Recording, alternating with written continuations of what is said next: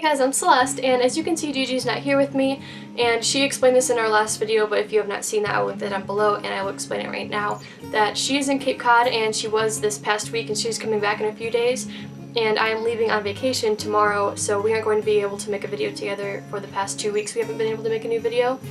So she filmed a packing video, and I will link that down below, and I'm going to film my own version of it since she kind of centered on how to not overpack. Some of the things I'm going to be talking about are just little things to remember while you're packing or while you're actually on vacation or even when you come home from a vacation, just to make everything a lot less stress-free and just easier. And I just want to say thank you guys for almost 400 subscribers. This is insane. I cannot believe we've gotten this far in a year. We started this channel last year around this time, I think, and since then we've gotten 400 subscribers.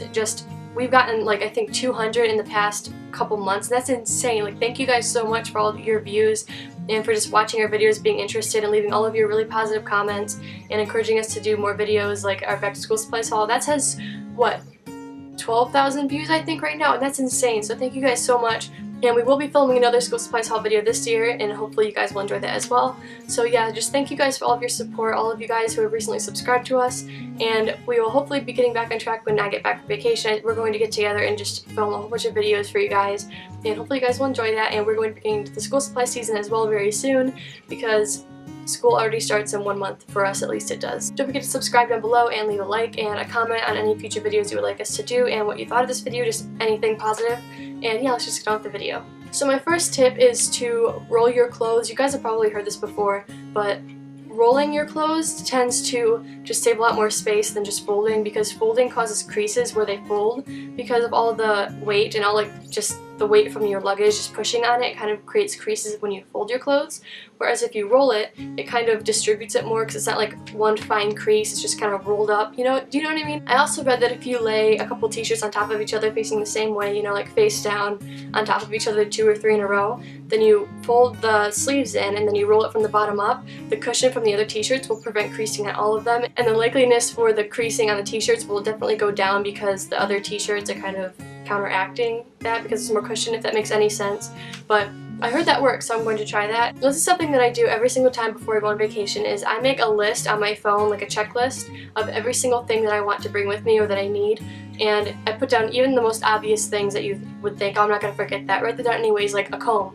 It's so simple, but you might forget it if you don't have it written down in a checklist. So for the past week, I've just kept adding things onto this list just so when I actually start packing today, that I can check everything off, I can make sure I don't forget anything. I just have the most obvious things like clothes, shorts, shoes, socks, undergarments, stuff like that. I just have those simple things written down just because if you're thinking about other things that you might need and you just kind of forget about the most basic things, you might completely forget about them. So if you can, and it just makes it a lot easier, just write everything down on a list or put it on your phone and just make a checklist and check everything off as you put it into your bag. And it has saved me from forgetting things so many times, so I completely suggest doing that. So another tip out there is when you pack a razor in your bag, to put a binder clip over it, like a binder clip that's big enough to cover the entire razor head, so you don't have to put it in a bag and risk it cutting the bag, if you know what I mean. You know, it's sharp, but duh.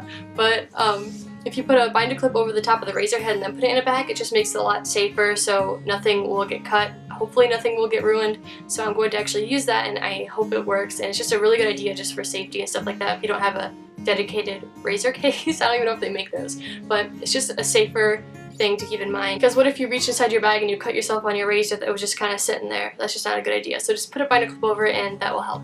The next tip, since I'm going to South Carolina, we're going to be on the beach like every single day, all day. Bring a dedicated beach bag, if that makes sense. Just like a drawstring bag such as this one. This is just an Under Armour drawstring bag I use for school.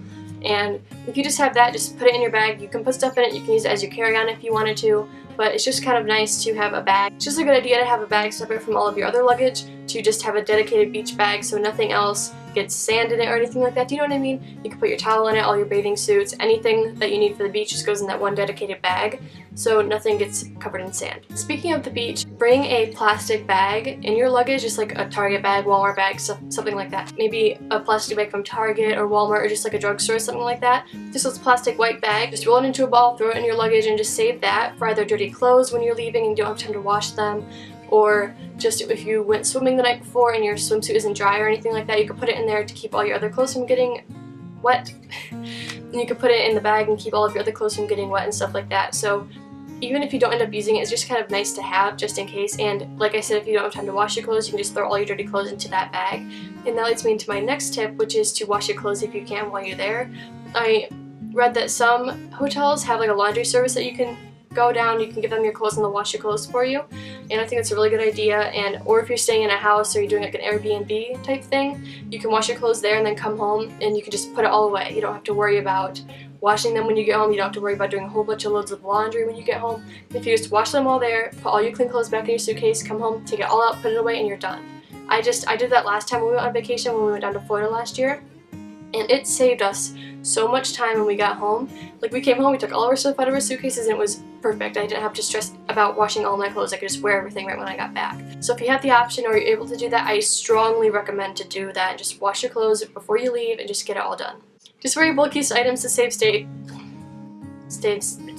I don't even know. It's just so much easier to wear your bulkier items on the plane, just in case if it's really cold on the plane. Save a lot more room in your suitcase. Like, if you're wearing flip-flops on the plane and you have a pair of sneakers in your suitcase, you could have saved a lot of space with those sneakers by putting maybe a couple more shirts in there instead of just wearing your sneakers to the airport. So yeah, that's the end of this video. I really hope you guys enjoyed it, and I hoped it was somewhat helpful, at least if you learned one new thing, and it makes your entire vacation experience, packing experience, traveling experience, anything a little bit less stress-free. If it even helps a little bit, it'll make me feel really happy that I helped at least someone a little bit. And I use every single one of these tips, and if I'm not already, I'm going to be using these tips. And I really hope you guys enjoyed, and thank you guys so much for taking the time to watch this video. And if you did like this video, subscribe down below and like this video so we know that you like traveling type videos or packing type videos and stuff like that. And don't forget to leave a comment down below telling us what you guys thought about this video, if it helped, and any future video ideas. Don't forget to subscribe, and Gigi and I will see you in our next video. Bye! Sneakers and anything like that, to save space for in your luggage, to save space inside of your luggage. Oh my god. I literally can't talk.